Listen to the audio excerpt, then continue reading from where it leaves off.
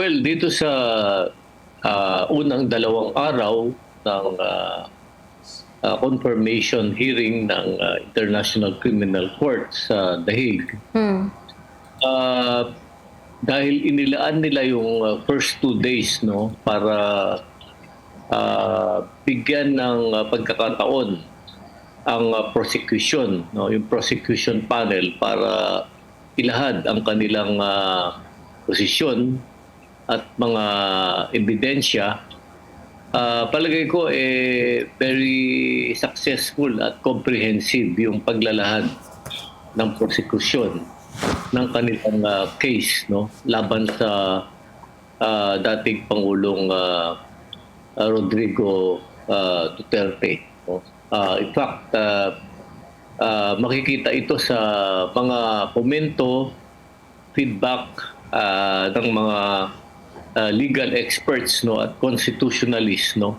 Gayon din yung mga veteranong trial lawyers, no, na nanood noong hearing, no, confirmation hearing. Palagay sa pagtingin ng marami sa kanila, talagang solid yung case, no, na pinresenta ng prosecution at napakabigat nung kanilang pinakitang ebidensya, no.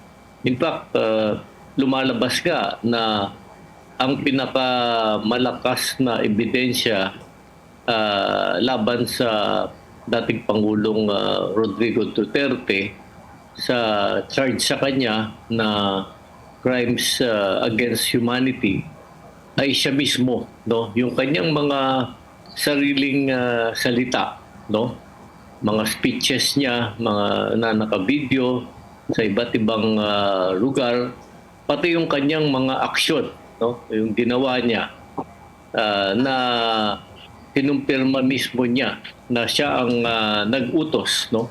Yun ang talagang pinakamabigat na ebidensya laban sa kanya. So, in other words, siya mismo ang pinakamalakas na ebidensya laban sa kanyang sarili. At ito'y matagumpay na pinresenta ng prosecution panel, no, dito sa nakaraang 2 taon.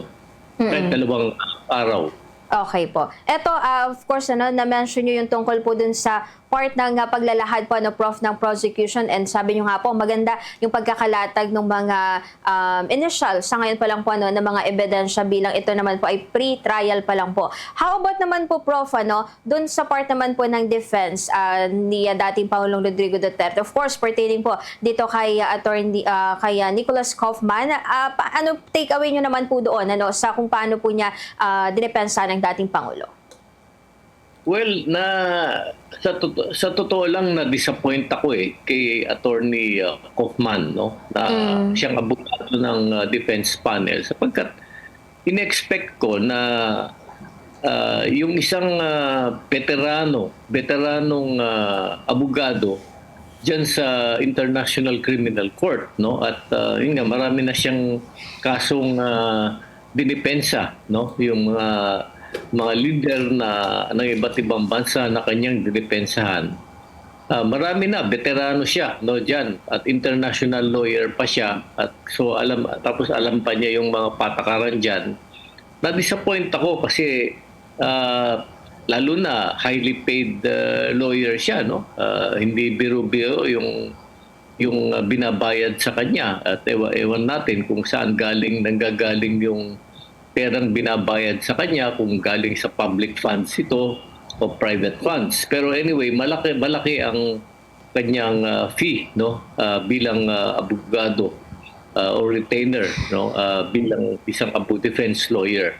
Pero na-disappoint ako sa kanyang presentation dahil yung kanyang mga sinabi ay ito yung mga sinasabi ng mga trolls, no? Kasi kung sa mga sanay sa ating magbasa ng mga sinasabi ng mga trolls, lalo na pag dinidepensa nila ang mga Duterte, lalo na mula nung panahon na lumabas itong mga isyong ito,